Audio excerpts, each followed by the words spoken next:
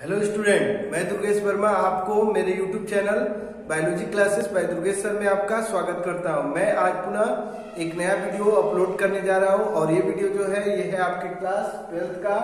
Class 12th में जो हम लोग लेसन स्टडी कर रहे हैं वो लेसन 3rd है जिसका नेम है ह्यूमन रिप्रोडक्शन। तो आज इस ह्यूमन रिप्रोडक्शन लेसन में हम लोग जो टॉपिक डिस्कस करेंगे वो होगा हमारा फर्स्टली इम्प्लांटेशन, इसके बाद हम लोग डिस्कस करेंगे प्रेगनेंसी, इसके बाद हम लोग पार्चुरेशन, ये सभी डिस्कस करेंगे। इसके साथ हम लोग प्लेसेंटा के बारे में भी जानेंगे। तो मैं आशा करता हूं कि इससे पहले जितने भी वीडियो मैंने बनाया है उसमें जो भी टॉपिक बताया आपको वो अच्छे से समझ में आया होगा। इसी आशा के साथ मैं टॉपिक को स्टार्ट करने जा रहा हूं। तो चलिए हम लोग फर्स्टली जानेंगे किसके बारे में, तो वो होगा हम लोग का इम्प्लांटेशन के बारे में। तो इम्प्लांटेशन क्या होता है मैंने अपने प्रीवियस वीडियो में कुछ बताया था और आगे मैं बताने जा रहा हूं। ओके, तो फर्स्टली इम्प्लांटेशन। इम्प्लांटेशन तो मैंने बताया था आपको after 1 week, after 1 week of fertilization,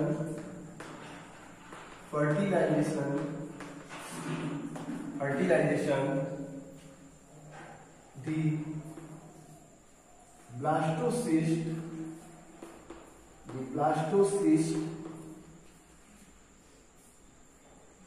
attach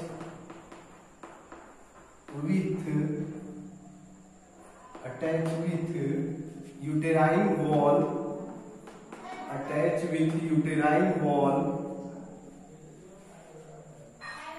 called implantation।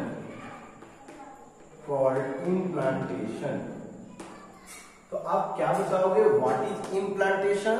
तो यही बताया गया आफ्टर 1 वीक। मैंने आपको बताया था blastocyst form in between 5 to 7 days, और जैसे 5 to 7 डेज में ब्लास्टोसिस्ट का फॉर्मेशन हो जाता है, इसके बाद जो ब्लास्टोसिस्ट होता है वो अटैच होने लगता है विथ यूटेराइन वॉल से, अटैच होने लगता है। अटैच जैसे ही होता है, जब होता है तो उस प्रोसेस को हम लोग इम्प्लांटेशन के नेम से जानते हैं। वही मैंने लिखा है कि after 1 week of fertilization the blastocyst attach with uterine wall called implantation.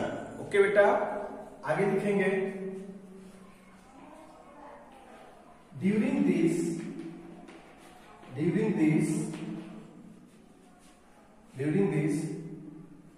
the trophoblast cells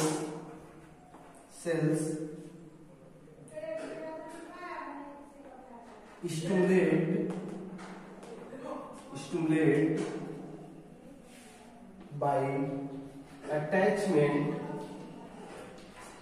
with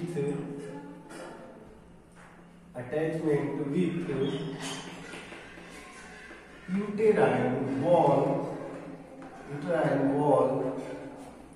and secrete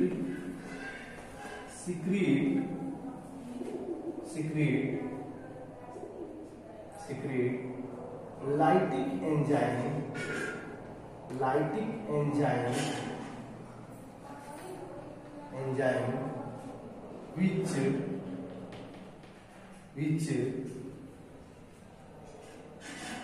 which damage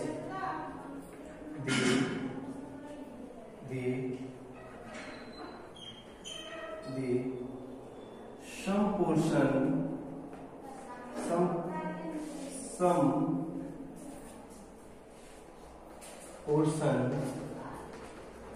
of uterine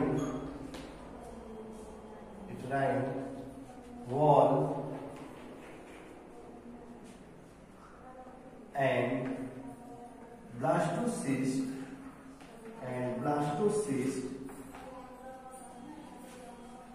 inter in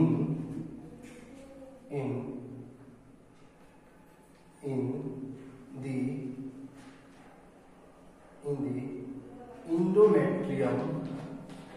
endometrium that means uterine wall, endometrium that means uterine wall and embedded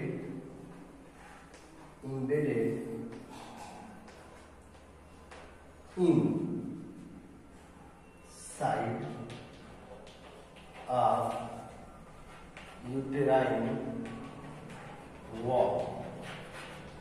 क्या होता है बेटा, अब मैं पढ़ के बता दे रहा हूं। मैंने ये बताया इम्प्लांटेशन में क्या होता है। ड्यूरिंग दिस का मतलब इम्प्लांटेशन के दौरान ट्रोफोब्लास्ट सेल्स, जो ट्रोफोब्लास्ट की सेल्स होती हैं वो स्टिमुलेट हो जाती हैं। और कैसे स्टिमुलेट होती हैं? By attachment with uterine wall. जब वो किससे अटैचमेंट करती हैं, किससे अटैच होती है बेटा? यूटेराइन वॉल से, दैट मीन्स इंडोमेट्रियम वॉल। क्योंकि आप जानते हो आउटर आपका होता है पेरीमेट्रियम, मिडिल में होता है आपका मायोमेट्रियम, और सबसे इनर में जो होता है आपके यूटेरस का, दिस इज कॉल्ड इंडोमेट्रियम। तो ये इंडोमेट्रियम वॉल्स से जब अटैच होते हैं ब्लास्टोसिस्ट के ट्रोफोब्लास्ट सेल्स, उस टाइम वो स्टिमुलेट हो जाते हैं। स्टिमुलेट होने के बाद एंजाइम सीक्रेट करते हैं, और वो एंजाइम होते हैं जहां पर अटैचमेंट रहता है वहां के कुछ पोर्शन की जो सेल्स होती हैं, जो इंडोमेट्रियम की उस लेयर को बनाई होती हैं, उनको वो डैमेज कर देते हैं। और डैमेज करने के बाद इंडोमेट्रियम के अंदर ये इंटर कर जाते हैं और वहां पर जाकर जुड़ जाते हैं with the inside the endometrium. और इस तरीके से आपका कौन सा प्रोसेस होता है? इम्प्लांटेशन कंप्लीट होता है। कंफर्म हो गया? तो मैंने जो बताया यही बताया कि अटैच हो जाता, जैसे ट्रोफोब्लास्ट अटैच होता है, स्टिमुलेट हो जाती है उसकी सेल अटैचमेंट के टाइम, और सीक्रेट करती हैं लाइटिक एंजाइम जो डैमेज कर देते हैं सम SOM, ये है बेटा some portion of uterine wall.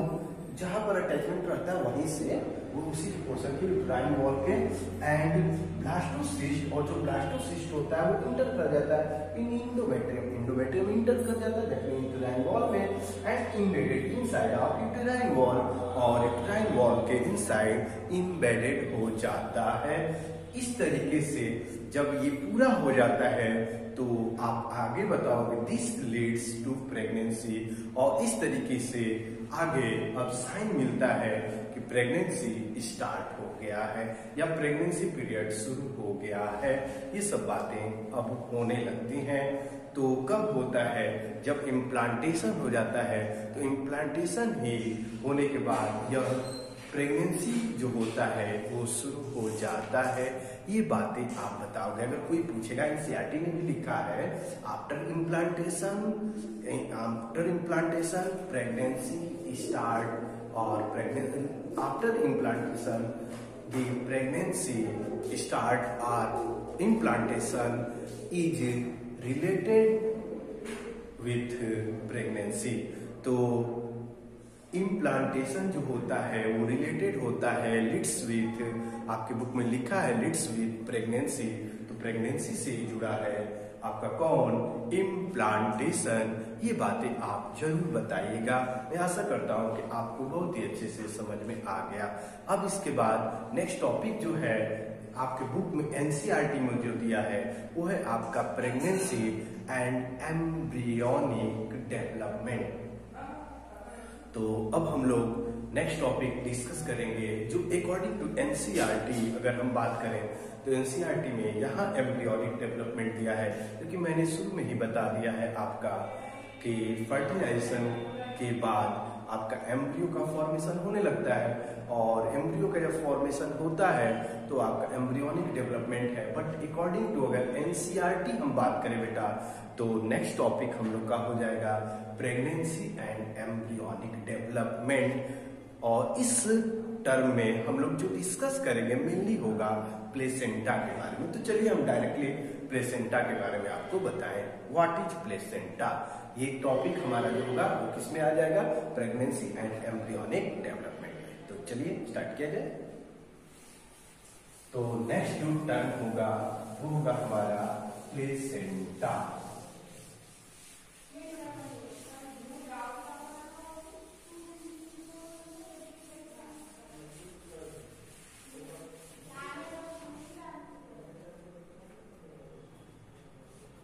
Placenta, ये प्लेसेंटा क्या होता है, तो आपसे जब भी कोई पूछे तो आप बताइएगा placenta is the temporary connection between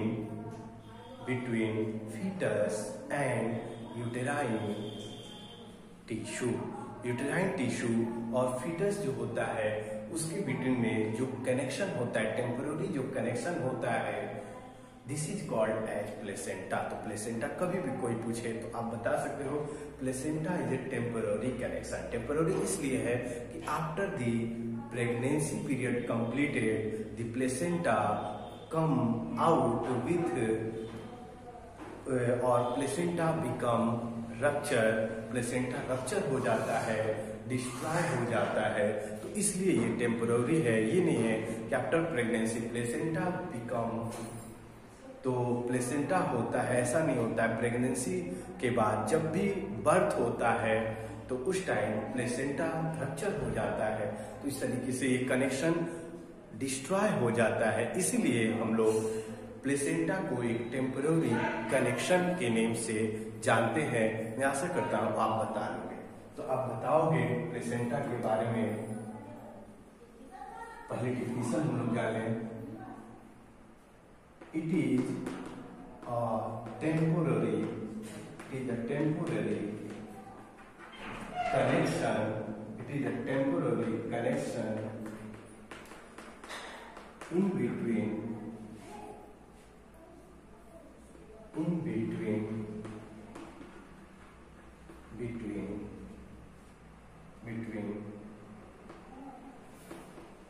fetus and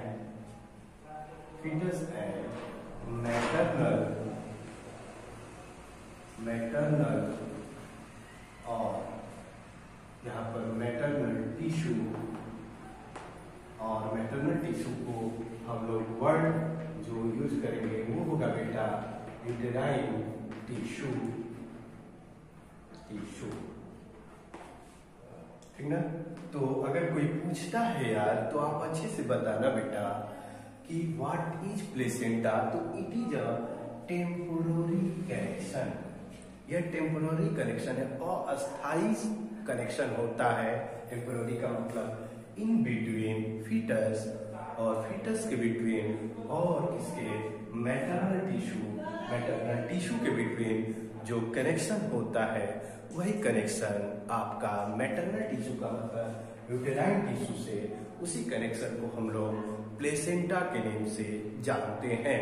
तो मैं आशा करता हूं कि आप बता लोगे। अब देखेंगे कि किस तरीके से प्लेसेंटा का फॉर्मेशन होता है, तो उसको चलिए हम लोग स्टडी करें। तो बताया जाएगा आफ्टर, इसमें बताएंगे after implantation,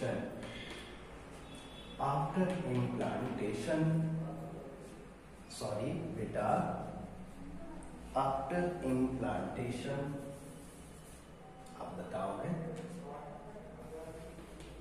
after implantation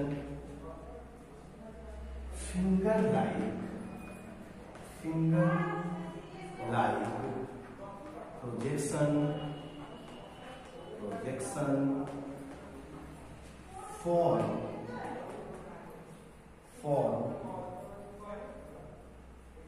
finger-like projection form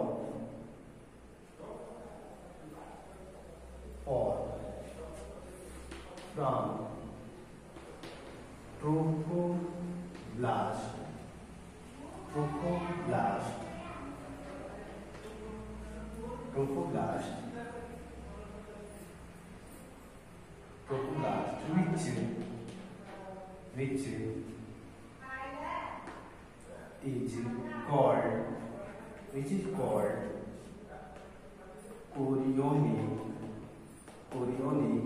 villi, chorionic villi। तो आप बताओगे आफ्टर इम्प्लांटेशन के बाद फिंगर लाइक प्रोजेक्शन फॉर्म होता है फ्रॉम ट्रोफोब्लास्ट। ट्रोफोब्लास्ट के कुछ पोर्शन से फिंगर लाइक प्रोजेक्शन का फॉर्मेशन होता है, और वो फिंगर लाइक प्रोजेक्शन जो होता है वो आपका क्या कहलाता है, कोरियोनिक विलाई। ओके, और इसके बाद बताएंगे this chorionic villi connected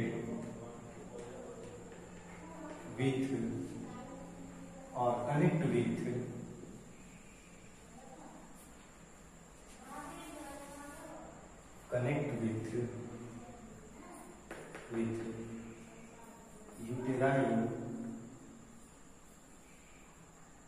uterine tissue and this connection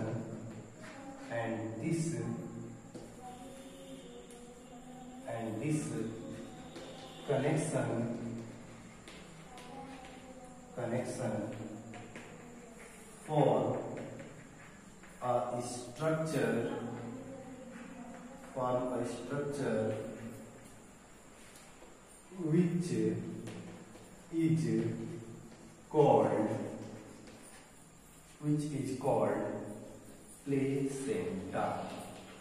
which is called placenta, अगर आपसे कोई पूछता है कि प्लेसेंटा क्या होता है, तो मैंने आपको पहले डेफिनेशन में बता ही दिया। अब इसके बाद बात आई कि प्लेसेंटा बनता कैसे है, तो इसलिए मैंने आपको बताया कि इम्प्लांटेशन के बाद जो फिंगर लाइक प्रोजेक्शन ट्रोफोब्लास्ट होता है, उससे फिंगर लाइक प्रोजेक्शन फॉर्म होता है, और वो फिंगर लाइक प्रोजेक्शन को हम कोरियोनिक विलाई बोलते हैं। यह कोरियोनिक विलाई जो होता है ये कनेक्ट हो जाता है किससे, यूटेराइन टिश्यू से कनेक्ट होता है। यूटेराइन टिश्यू से कनेक्ट जब होता है तो इस कनेक्शन से जो स्ट्रक्चर फॉर्म होता है, दिस कनेक्शन फॉर्म a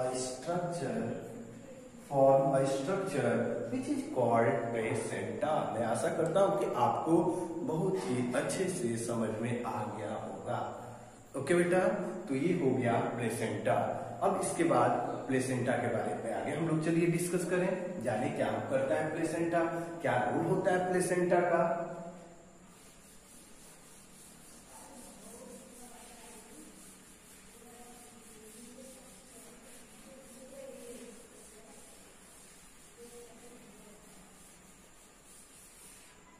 होता है तो आप बताओगे placenta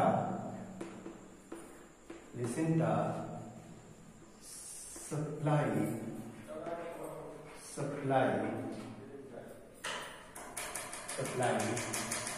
oxygen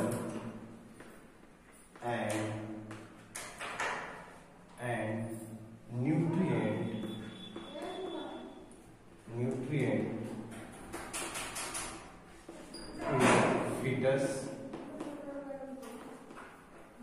fetus and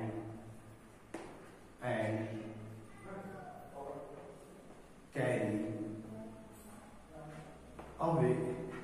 away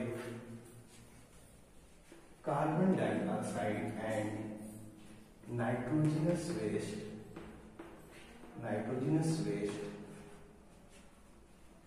outside from fetus।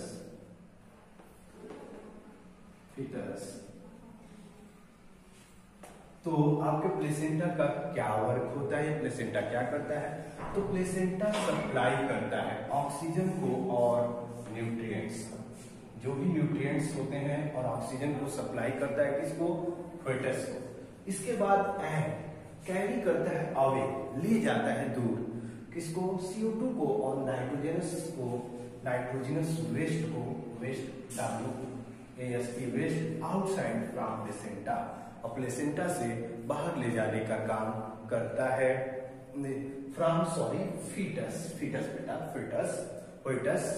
से बाहर करने का काम करता है कौन आपका, तो आप बताओगे प्लेसेंटा। ओके, तो मैं आशा करता हूं कि आपको सभी बातें समझ में आ गई होंगी। अब इसके बाद आगे बताएंगे work as endocrine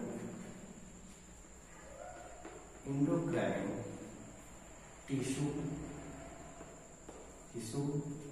and secrete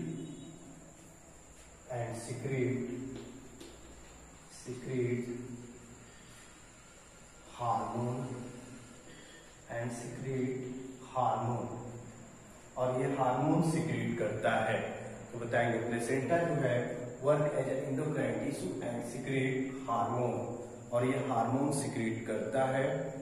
okay बेटा, तो ये अब जानेंगे कौन कौन से हार्मोन्स। तो like as first is HCG, second is HPL, third is oestrogen, fourth is progesterone. तो ये हार्मोन है HCG, HPL, oestrogen and progesterone. These hormone secreted from placenta. ये सभी हार्मोन जो होते हैं प्लेसेंटा से सिक्रेट होते हैं। ये बातें आप बताओगे। ओके, इसके बाद आपका चलिए एक एक हार्मोन के वर्क हम लोग जान लें, क्या होता है इनका वर्क।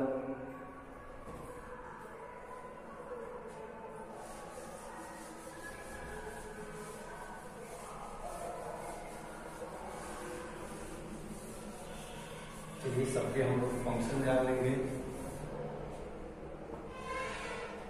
अब जानेंगे हार्मोन के कौन कौन से हार्मोन जो सिक्रेट हुए, अभी मैंने बताया। फर्स्ट जो था आपका HCG, सेकंड जो था HPL, थर्ड जो था वो था आपका एस्ट्रोजन, और फोर्थ जो था वो था आपका प्रोजेस्टेरॉन। इसके साथ आप ये भी बताओगे प्लेसेंटा also secrete और हार्मोन रिलैक्सिन, ये भी हार्मोन सिक्रेट करता है। बट ये भी लिखेंगे, बट ओवरी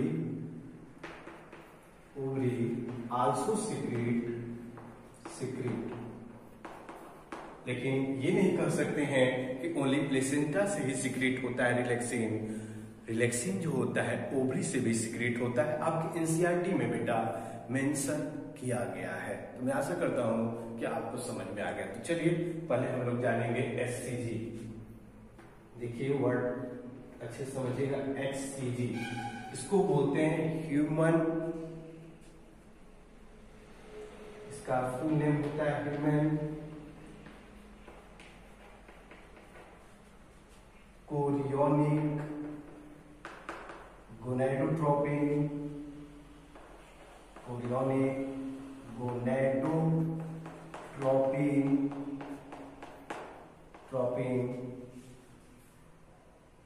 हार्मोन। तो हार्मोन तो है ही, हार्मोन मैंने जोड़ दिया, लेकिन अगर फुल फॉर्म अगर आपसे कोई पूछता है तो आप क्या बताओगे बेटा? तो आप बताओगे ह्यूमन कोरियोनिक गोनेडोट्रोपिन हार्मोन, या यहां तक बताओगे। तो ये आप बता सकते हो ह्यूमन कोरियोनिक गोनेडोट्रोपिन हार्मोन। तो इसका वर्क क्या होता है? तो it stimulate corpus luteum to secrete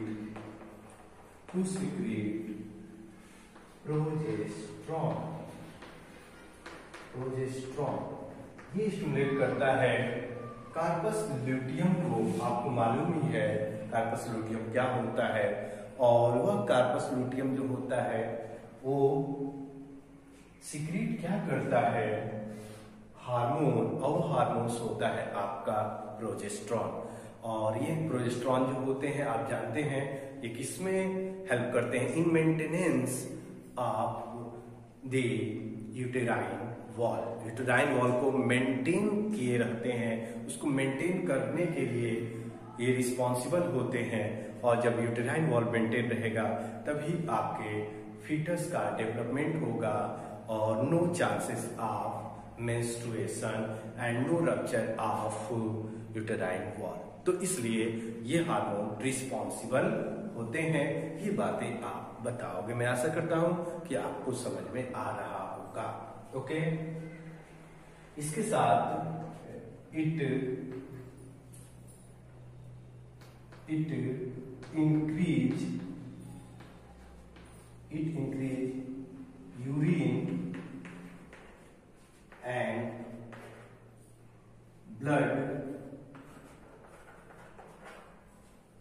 blood in mother dramatically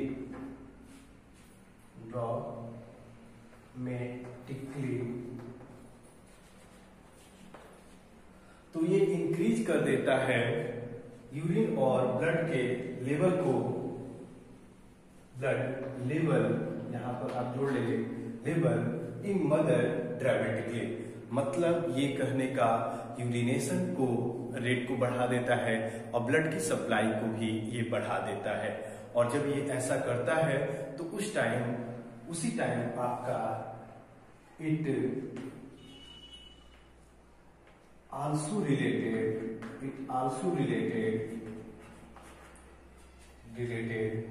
with vomiting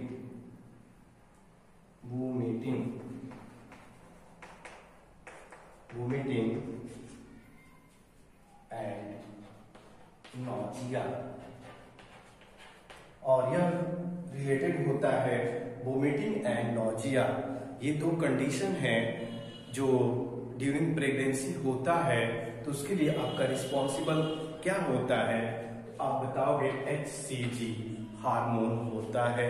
ये बातें आप जरूर बताइएगा। तो मैं आशा करता हूँ आपको समझ में आ गया HCG का वर्क। अब हम लोग वर्क जानेंगे आपके HPL का। तो चलिए HPL का वर्क हम लोग जान लें।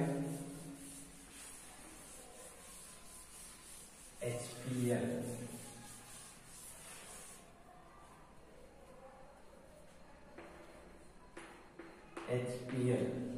पहले इसका हम लोग फुल फॉर्म जानेंगे।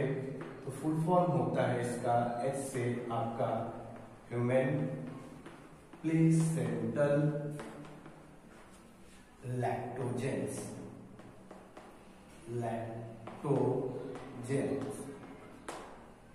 तो ये इसका जो फुल फॉर्म होता है ये होता है आपका ह्यूमन प्लेसेंटल लैक्टोजेन। ठीक ना, ये आप बताओगे। तो ये जो HPL होता है फुल नेम तो क्लियर हो गया। ये क्या करता है तो वर्क हम लोग जानेंगे। इट रिलेटेड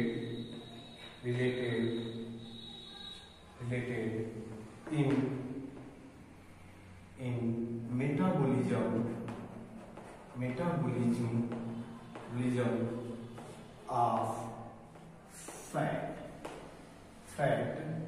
यह रिलेटेड होता है इन metabolism of fat. That means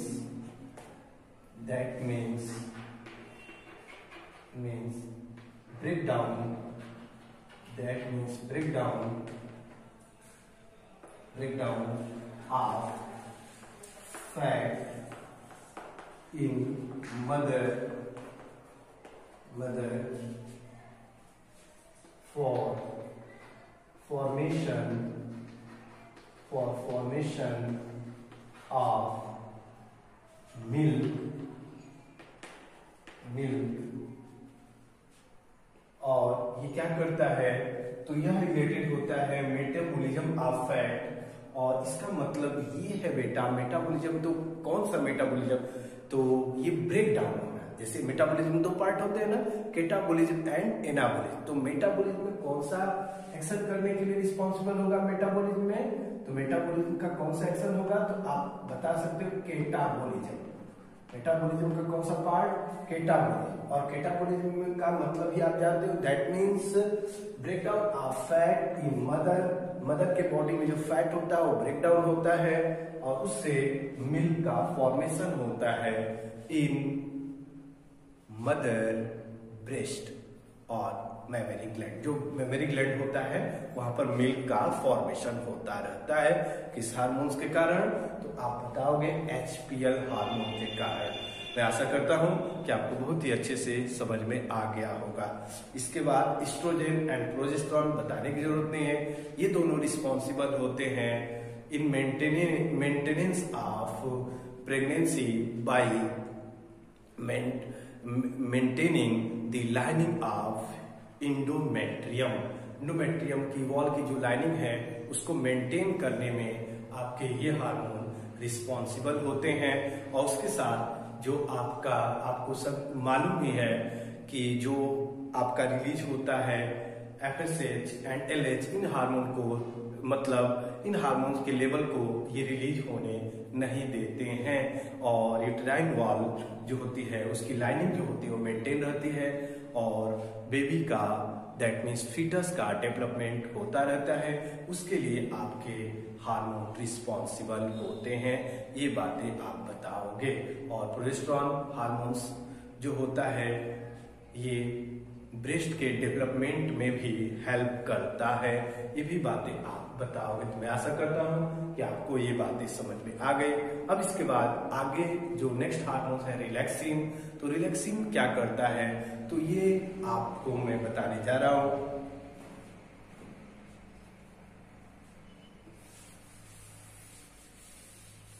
relaxin hormones का वर्क जान लीजिए।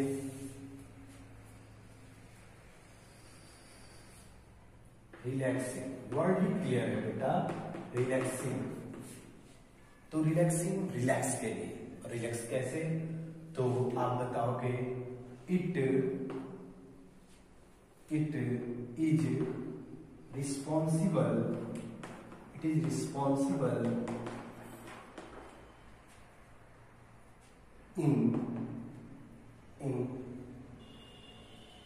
in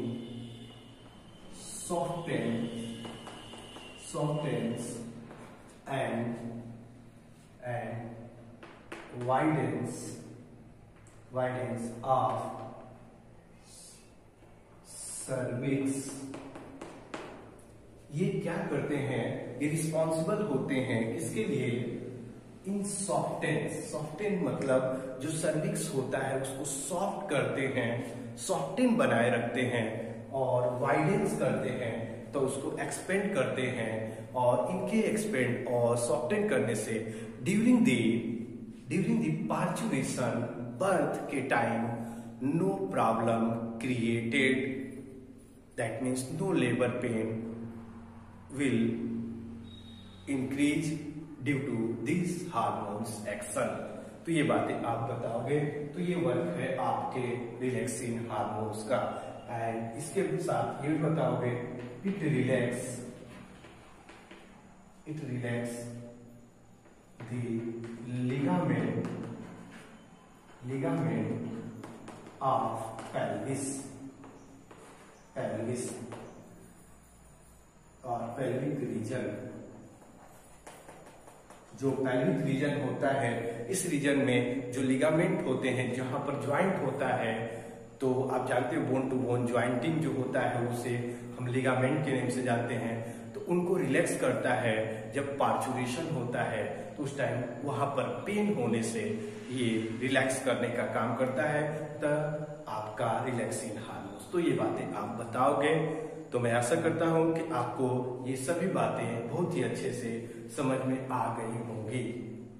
अब इसके साथ साथ और भी हार्मोन सीक्रेट होते हैं, उनका भी लेवल इंक्रीज हो जाता है during pregnancy, just like thyroxine hormones. ये बताओगे, थायरॉक्सिन हार्मोन्स का लेवल इंक्रीज हो जाता है ड्यूरिंग प्रेगनेंसी, और इस हार्मोन्स के लेवल को इंक्रीज होने से मेटाबॉलिज्म जो होता है वो मेंटेन रहता है, और जिससे कि फीटस का डेवलपमेंट होता है। मदर में जो मेटाबॉलिज्म होता है उसके रेट को मेंटेन रखने के लिए थायरॉक्सिन हार्मोन्स का लेवल भी इंक्रीज करता है।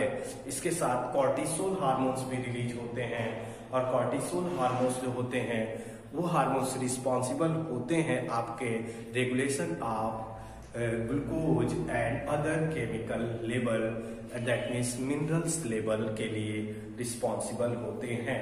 मिनरल और आपके ग्लूकोज लेवल को मेंटेनेंस में ये रिस्पॉन्सिबल होते हैं। इसके साथ आपका हार्मोन एक पिट्यूटरी ग्लैंड से रिलीज होता है, जिसका नेम होता है प्रोलैक्टिन, और प्रोलैक्टिन जो होता है आप जानते हो, it also responsible for formation of milk in mammary gland. तो ये सभी हार्मोन्स का लेवल इंक्रीज कर जाता है ड्यूरिंग दी प्रेगनेंसी। तो मैं आशा करता हूं कि आपको सभी बातें समझ में आ गई। तो इसके बाद हम लोग आगे डिस्कस करेंगे नेक्स्ट वीडियो में। तो मैं यहीं पर अपने लेक्चर को एंड कर रहा हूं, फिर अगले लेक्चर में मिलेंगे। Okay, thank you.